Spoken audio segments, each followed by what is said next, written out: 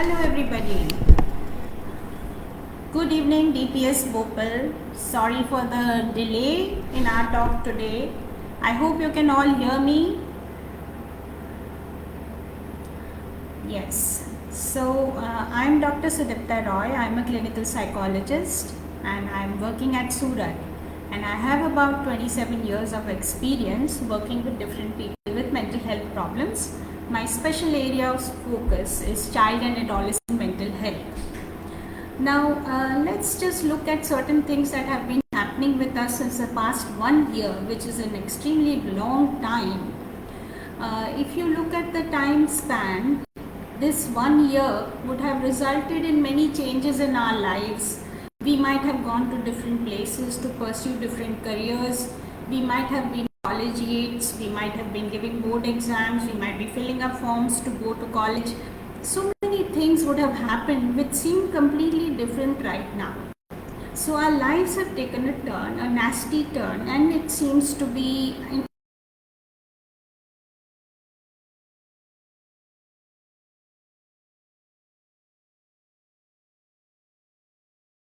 school-going children, especially the 12th standard kids, I feel are very badly hit by this pandemic.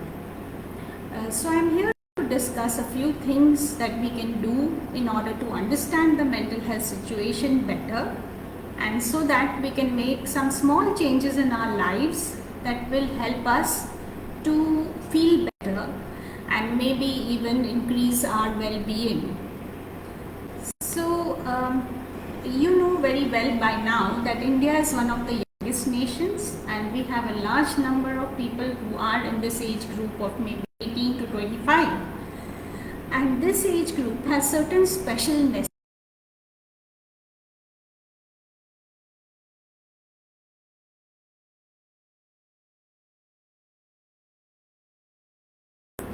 You have hormonal changes, you have the growth spurt, you start making a transition from being a youngster, a child, to an adult. And then you also start choosing your career, pursuing a certain set of skills, and also maybe joining the workforce within that time. Apart from that, it's also a time for relationships, so the focus is very much on friends and having maybe romantic lives and also, and so many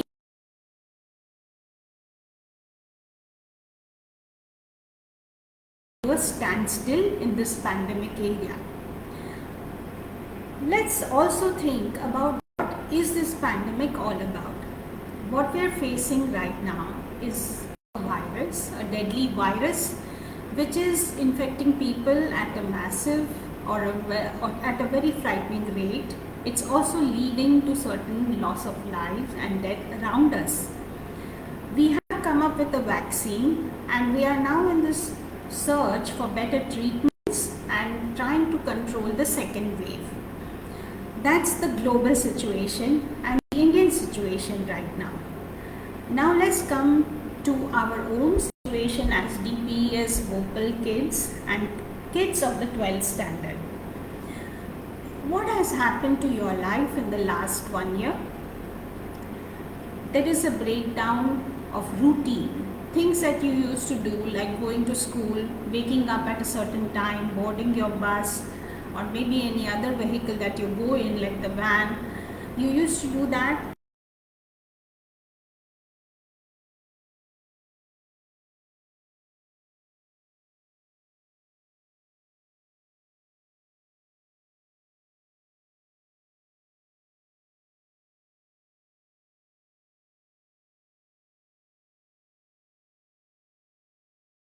If at all there are, and right now you have no classes because you are now in prep time for the boards. Apart from that, you do not have any routine. So many children who are coming to us in this state, they tell us that we get up at 12 o'clock, someone says I get up at 2:30, and one child in fact told me that he gets up at 6 p.m. So it seems like the biological clock is kind of reversed, like kids seem to be staying up more late at night, and they seem to be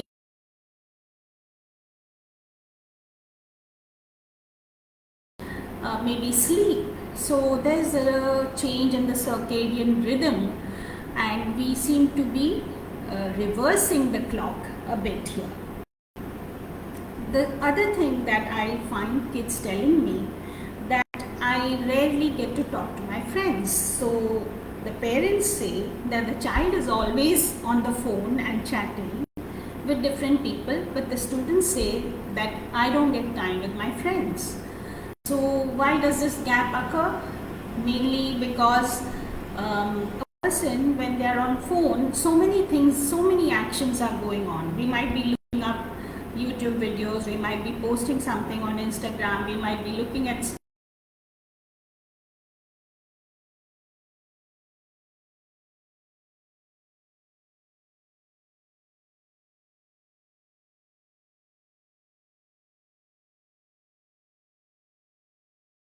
because they don't have contact with people of their own age.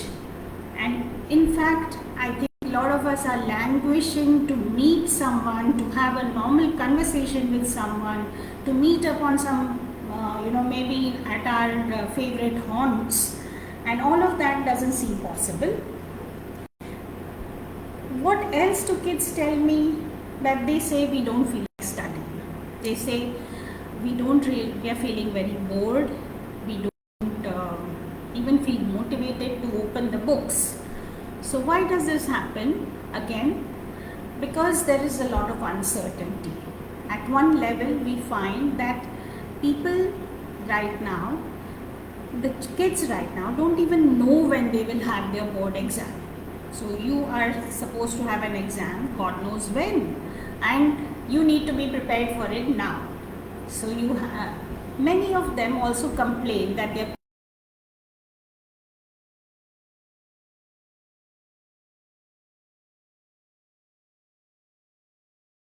life is this, why you always on the phone, why you watching the screens, you don't do anything but eat and sleep. So you have all these dissatisfied parents also coming up with issues. So I think all in all, this has been a time of great dissatisfactions, but is that the only thing that's going to, is that the only thing to focus on right now? That's the question that I'd like to ask myself and to everyone here. That does it have to be this way? Does it have to be a time of dissatisfaction? Does it have to be a time of listlessness? Does it have to be a time of boredom? Does it have to be a time of fear? And the answer that I get in my mind is that is to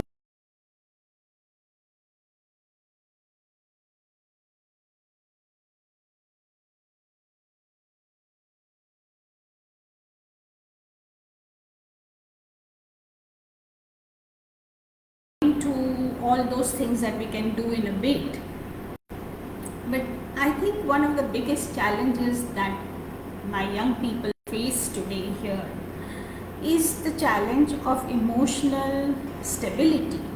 So a lot of kids are right now, they have all kinds of negative emotions. And I would like to ask the students here in the group if they can come up with an answer. Do you remember a time in the last 1 year when you felt very happy?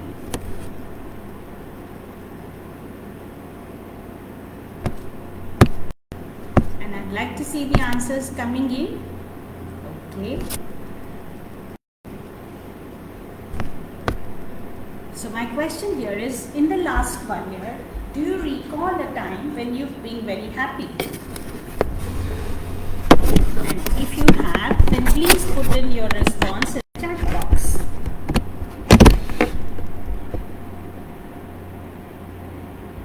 Okay, so it seems like as yet people are digesting the question, or else they don't know if they've come up, whether they are having to really think hard on whether they had a time when they felt really happy in the last 1 year.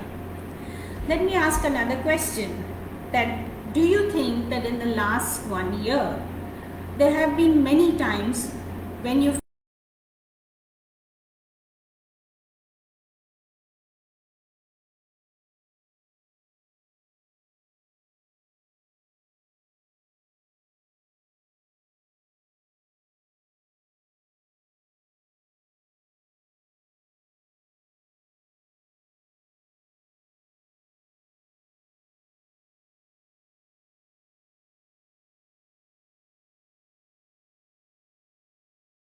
as if, we are frustrated all the time. I'm feeling quite sad and I'm feeling overwhelmed. I'm feeling very hopeless. I don't know what's going to happen in the future. I'm anxious. I am angry. I'm scared. So all these emotions have been told to me by young people. So I feel that it has been a hard year, and many people are noticing that negative feelings tend to predominate. Yes, so Paki has just now shared an event when she really felt happy, and that's great. You're from 11. I'm happy for you. And yes,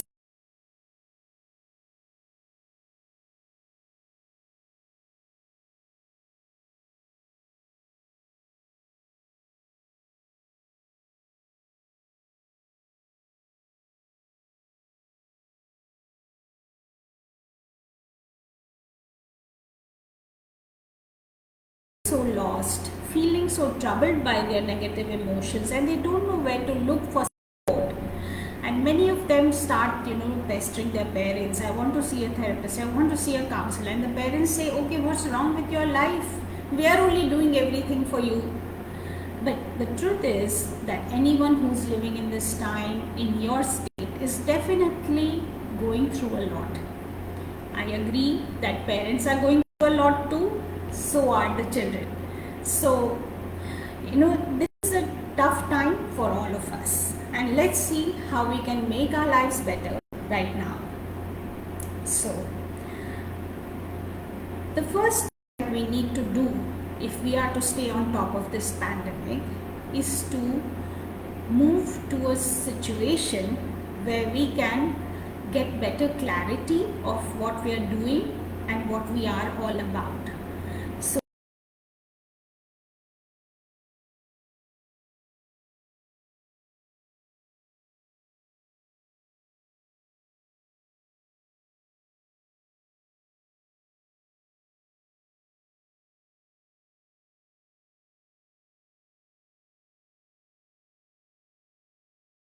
that we need to know. You need to know what are your strengths, what are your weaknesses, what are the opportunities that stand before you, and what are the obstacles that come in your way right now. So that is one of the ways in which you can get a hold on your life. So the first thing I said is self-exploration by understanding or doing what is known as a SWOT analysis, understanding your strengths, weaknesses, opportunities, and your threats.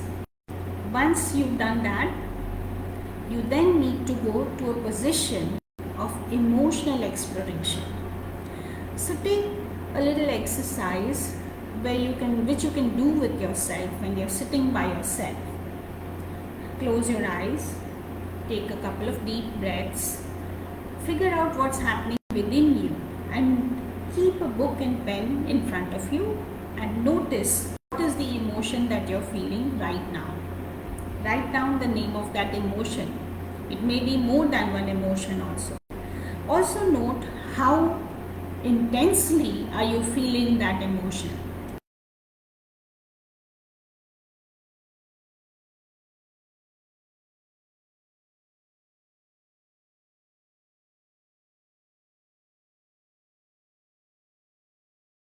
Technique is a beautiful way to come in touch with your innermost thoughts and feelings and to start giving them an expression. It is a mindfulness exercise that is based on emotional acceptance. So there is something called as emotional regulation. Regulation means basically being able to moderate the emotions that we feel. Now, supposing you're talking with a friend and you don't like what he or she is saying,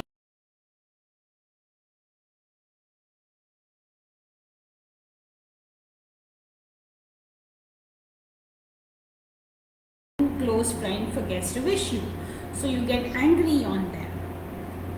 These two examples are of certain emotions which go beyond our control at times. If we want be emotionally healthy and we want to be mentally healthy, then it's very important for us to be able to tone down our emotional excitability to a stage where we can control it, to a stage that it is in proportion with what we are facing. So let me not create a misunderstanding that emotions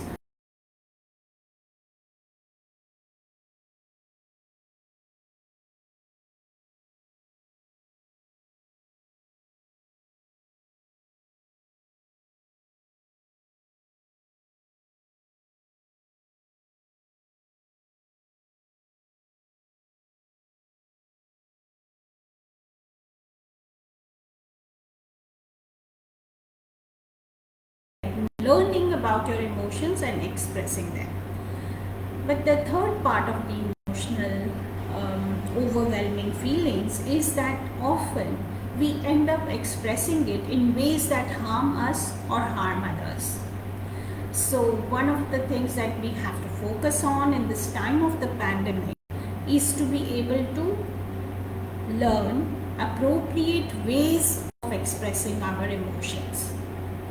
We need to learn how to not overreact, how to not go into the flow of emotions. They become a consuming storm for us. And we also need to learn how to express and express in healthy, appropriate ways.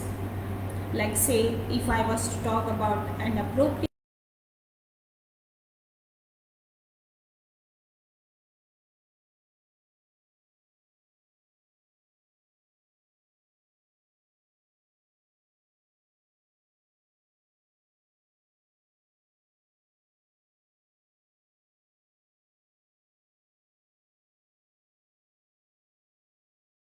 share them with a friend, if you pound on a pillow or beat a punching bag or maybe go into the washroom and shout, you probably have expressed your anger, but in different ways that it doesn't really bother anybody, and it also gives you a vent for your feelings.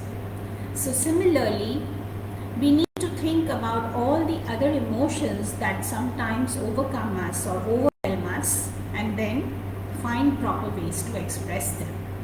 It's not as easy as I make it sound, and I'm sure that everyone struggles with their emotions sometimes. But I'm just giving a pointer here that if you focus on this aspect and you start reading on the net, you might come across a number of resources which helps you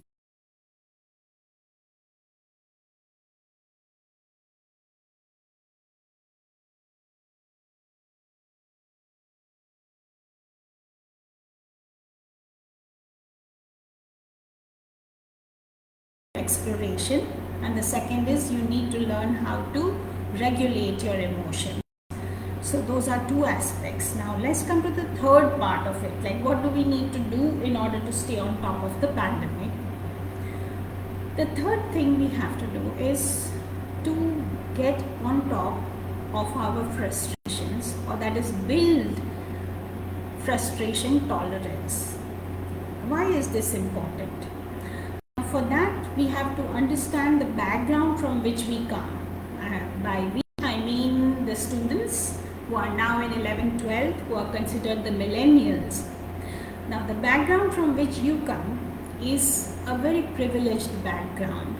That is, you've been given all the resources that your parents could afford, which was a lot more than your parents' could afford for them. Like I would remember a time when we were young, we played with one doll among 5 kids. And today, if I look at my own kids, if I have 2 kids, I'll give them 2 dolls. And if I have 3, I would give them 3. Why? Because I can afford it. And it makes a child happy, and it makes us happy to see the children happy. But in the long run, what has this done to the mindset of the child? The child learns that I should get what I want, that I should get one of each thing for my own self, not to share with anyone else. So this kind of a pattern that we as parents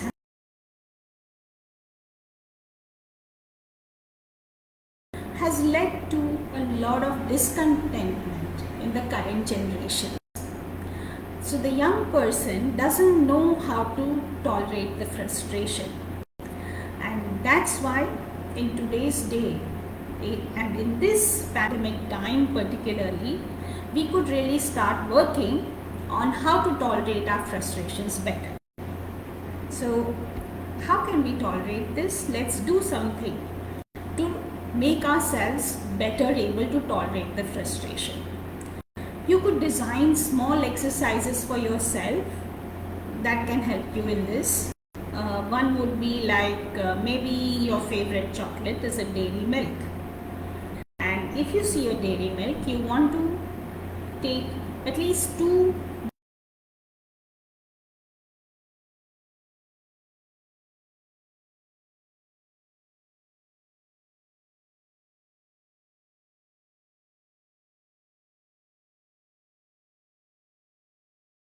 of having 2 parts of the chocolate.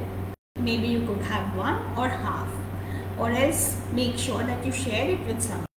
Or if you feel like having the chocolate now, don't have it right now. Delay it for a while and have it a little later. So in this way, this is one way of building your own frustration tolerance. Sometimes you might feel frustrated because of something that your parents said. So instead of reacting to them right away, take some time to digest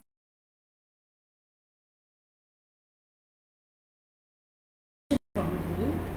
Does it need some action from your part? And give a response to it at a later time. So delaying your responses is one way to build on your frustration tolerance. So these are small exercises you can use to build your frustration tolerance. So that's the third thing that we do. The fourth thing is that how do we tolerate uncertainty?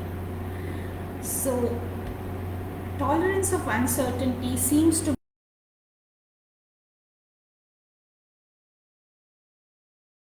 a lot of people of my age are struggling with financial uncertainty. Some are struggling with uncertainty about their own families. We don't know whether they are going to return healthy from the hospital or not.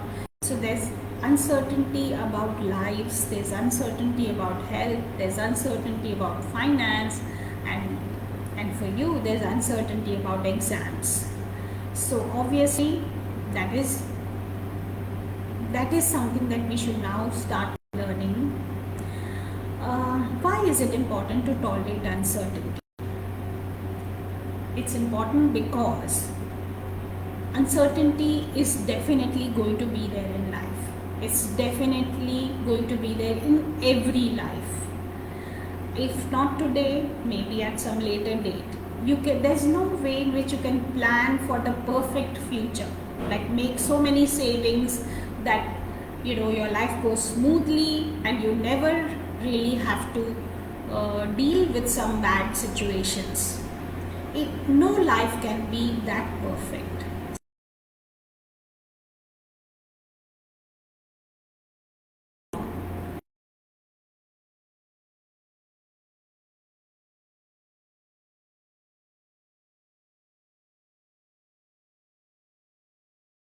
Right now, who are really small, maybe as small as 8 and 9 years, and they have a fear of COVID, and they have a fear of their parents getting COVID, and they keep on going to them 20 times in the day and asking, okay, mom and dad, you're not going to get COVID, no? So what will the mother do at that time, or what will the father do at that time? They say, no, beta, don't worry, it's going to be fine. So such reassurance that we seek from others is because of the intolerance for uncertainty. But we need to learn gradually that uncertainty has to happen, and uncertainty is not that bad, and I can live with it. So that's another goal that you can set for yourself. Now, one of the main problems now, I think Jennifer Emmanuel ma'am must be a teacher at the school, and she's asking here, how can we help students to stay motivated and be happy? So I think the question has two parts. One is, let's take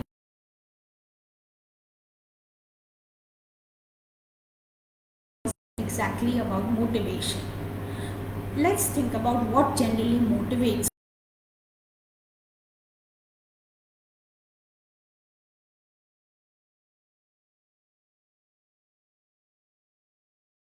what at the end of it, or if there is a goal at the end of it. So like maybe I think that I want to be a topper in 12th standard. I want more than 90% marks. So that's a goal which helps me to stay motivated.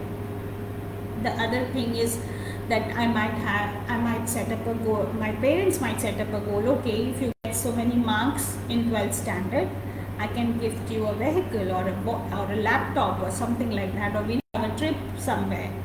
So such rewards can be motivators for students. So one of the things that the school can do in this time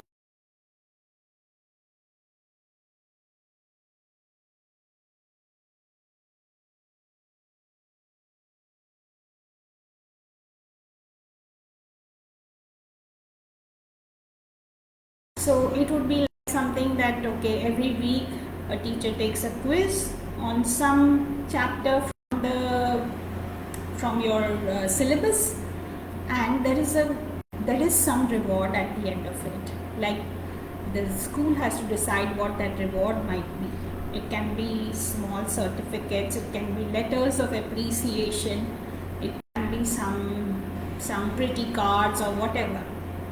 One has to think what matters enough to the student for that.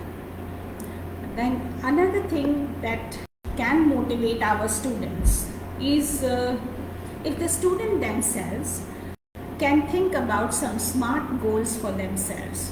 What do I mean when I say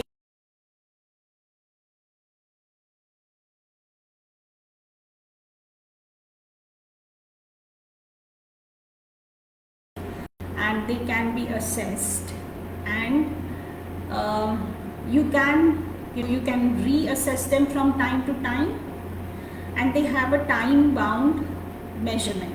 So that means that I can choose that within so many maybe today or maybe in these many days I'm going to cover this part of the syllabus, and when I do so, then I can reward myself with something.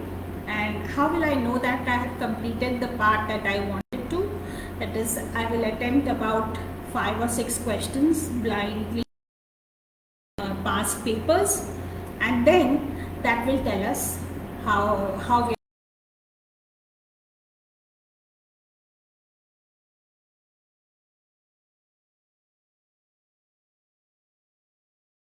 has to be very achievable, something very small that you feel that you can do without much effort, and otherwise we would have to if you are not able to do it, you need to engage some friend or teacher in helping you to set up those goals for yourself.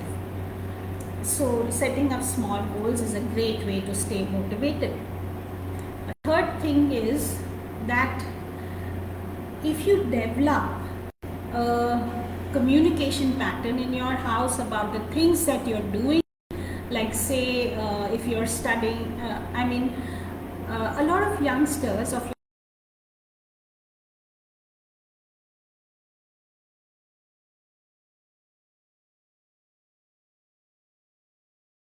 we start talking about what we are doing all day with our parents, their involvement will help us to stay motivated to do the things that we need to do. So I think there should be an increased communication. And then there is the matter of staying happy. How can we have our children to be happy in such a time? Now the problem is that happiness can happen anytime, anywhere under the most excruciating circumstances.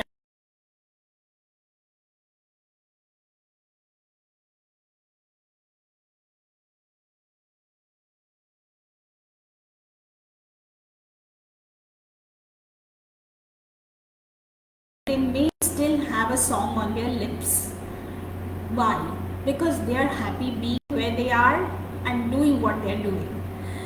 So it doesn't require a great deal. I mean, you don't need to have the latest iPhone to be happy. You don't need to have the latest laptop to be happy. You don't need to have a dish TV or a connection, smart TV connection in order to be happy. What you need to do, happiness is a state which comes from self-acceptance and accepting the circumstances as they are. So happiness is something we can have right here, right now and today. Oh, there's another part to happiness. Living in the moment is also something that helps you to stay happy. So rather than thinking, okay, what will happen tomorrow?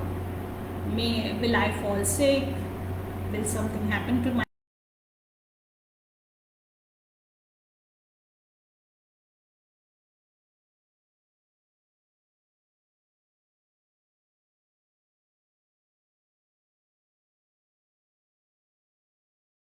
itself will allay your fears and allay your sadness, and it will also help you to actually become happy.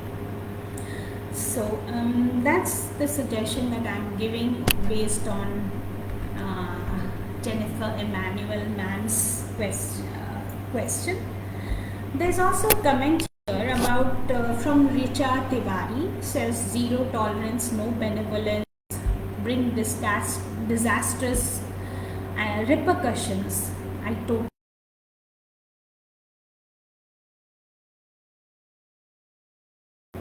compassion. So we need a compassion towards everybody who's there around us. It must be for our family members, it should be for our friends, for our neighbors. So we need to build on the compassion. The more we can develop positive feelings towards others,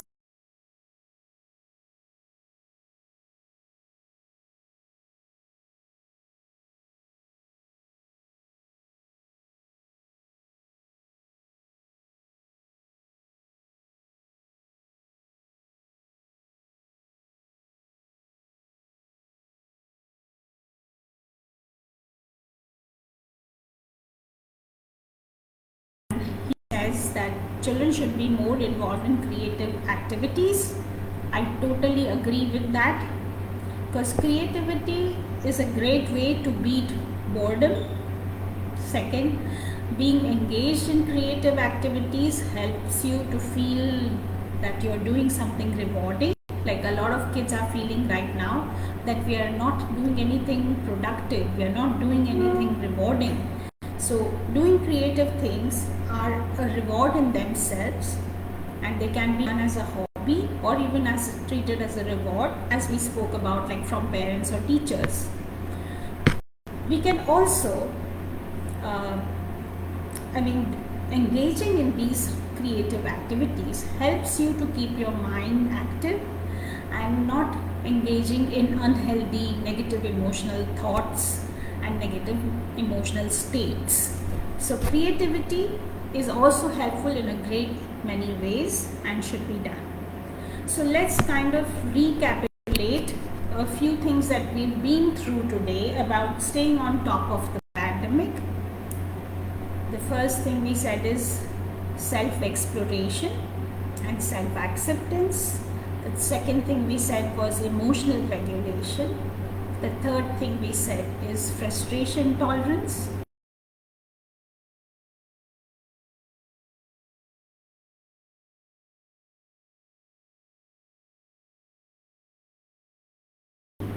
And seventh, engaging in creative activities.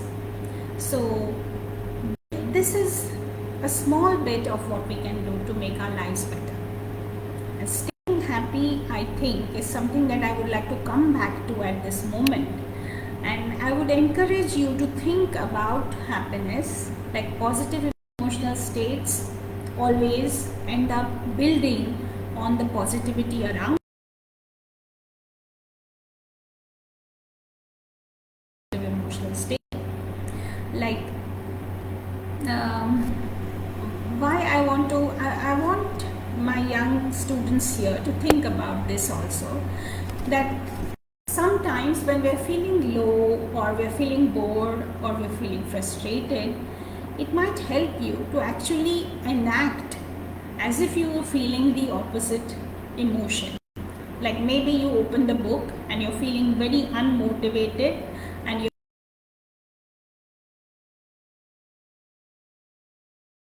right now. Try doing the opposite. Act as if you're extremely interested.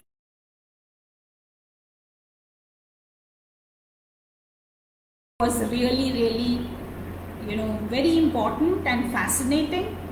You try doing that for 5 minutes and your mind state will change. Supposing you're very sad on a particular day and you look in the mirror and hold a smile, keep smiling broadly, hold it for 5 minutes, your emotional state will change. Why? Because a lot of what happens in our emotions is controlled by the brain, and if you confuse the brain, it sometimes reacts in a way that you didn't anticipate. So maybe you were really feeling sad and your mind got the signal that, oh, you're really depressed. And instead of that, if you start pulling a smile on your face, looking at yourself and thinking about all the good things that are there around you, you will find that your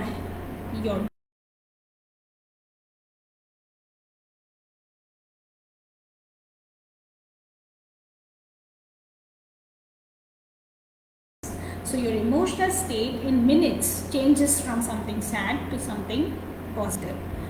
So that enacting the positives is a good way to beat a bad mood. Don't just hold on to your bad moods and sit in a room and keep nursing them and making them bigger. No. This is the time to beat your bad moods.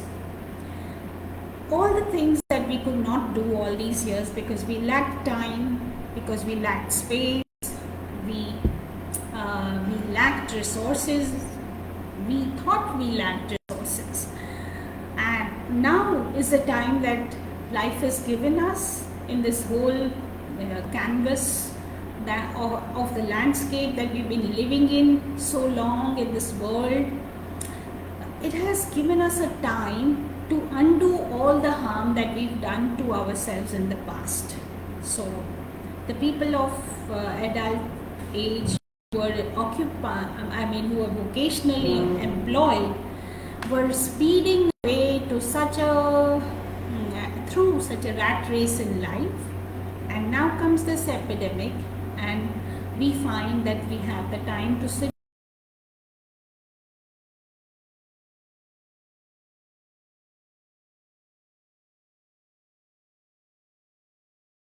So maybe the pandemic is teaching us to define a different life for ourselves, to learn how to redefine and refocus our expectations, and maybe it's teaching us to set some new goals for ourselves, and those goals can be goals for self-development, or they can be goals for society upliftment or environmental upliftment, or maybe even related to your educational and career aims.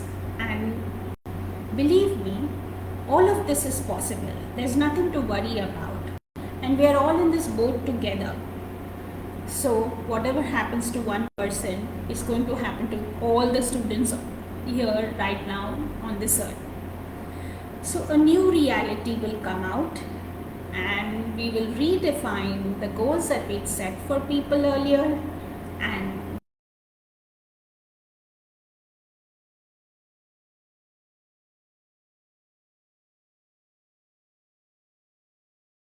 I want to stay safe for today. So if anybody wants to come up with any questions, I'm willing to wait and answer them.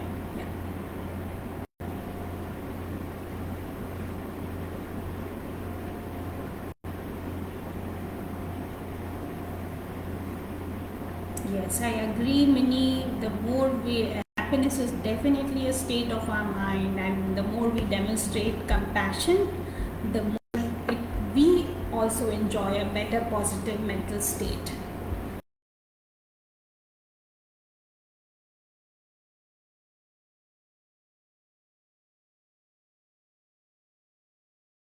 I would like you to share your thoughts and feelings about what's happening. It could be positive, it could be negative, anything, yeah.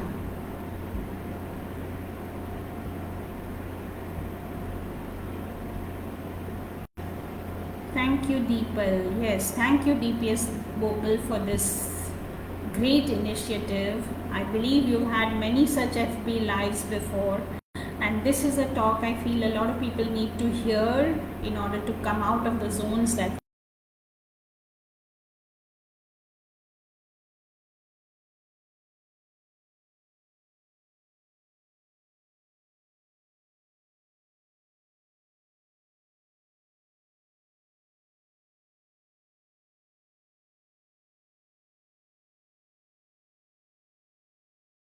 question here. What books could you recommend for children to read to help them during this pandemic?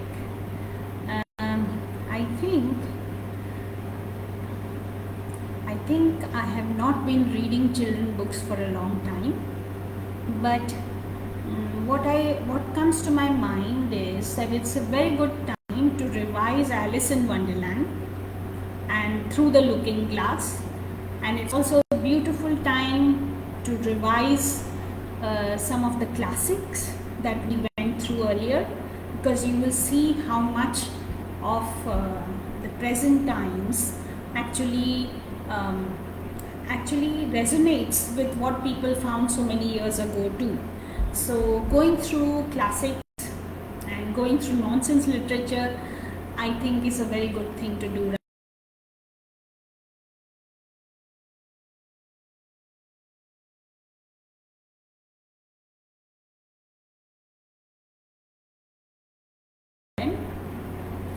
And for those who are slightly older, in 11 and 12, because I remember that I first read the Gita, Bhagavad Gita, when I was in the 11th standard.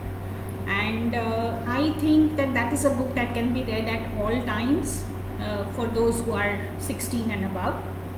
And try to find a version of the Gita that you understand, and it's kept simple, and that would really help. Oh yes, Minnie, you've said something very important. I intended to touch upon that, but I didn't really get down to it. Keeping up a good appearance is very important also. I was going to suggest that at least a few times a week, do dress up. Don't just stay in your pajamas and shorts and unshaven looks and not doing your hair properly, not doing your nails or things like that. In fact, I would say that take every day, for 1 hour that you've chosen, do dress up really nicely, take a snapshot.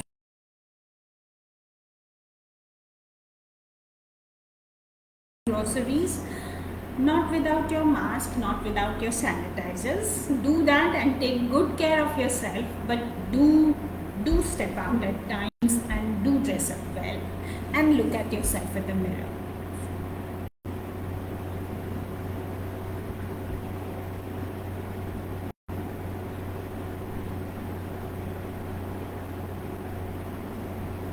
Yes.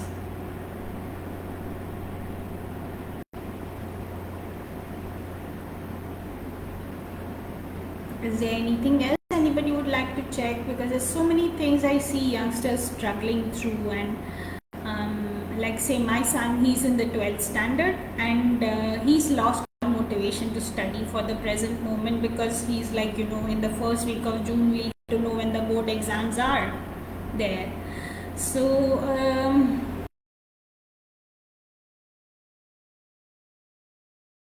kind of on their children all the time, why you're not doing this, why you're not doing that, you're going to ruin your career. I would like to say that parents really need to hold their patience right now, and if your child is not able to study, you should allow that. And I do believe that parents and teachers could hate me for that, but I think it's very important to remove unnecessary stress and pressure from the minds of children right now. So don't push them a lot. Nothing wrong is going to happen. They will succeed in life. They just need to have their confidence in themselves and faith in what they are. So if you affirm them as people and help them to grow as people rather than just a good student, you will be doing them a big service. And yeah, so the point that I wanted to say about my son not studying is, like, we've told him that in the day, if you do 1 to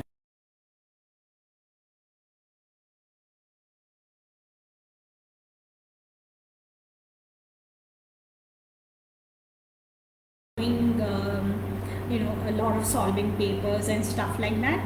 But yes, there would be a time when the dates get announced, when our students will again buck up, pull up their socks, and then try and do their best again. So don't lose sight of the broader goals. You all have a career ahead of you, and using this time well for your self-affirmation, for your self-growth, for your skill building will be sufficient for you to lead a successful life.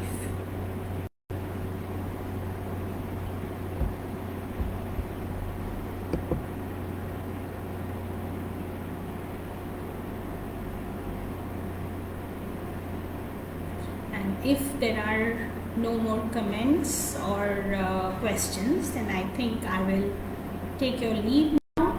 I wish you all the best. I'm very thankful to DPS Bhopal to give me this opportunity, and particularly to Mrs. Tulika Saha, who introduced me to the school. I hope it's been helpful for the teachers and students, and I was really looking forward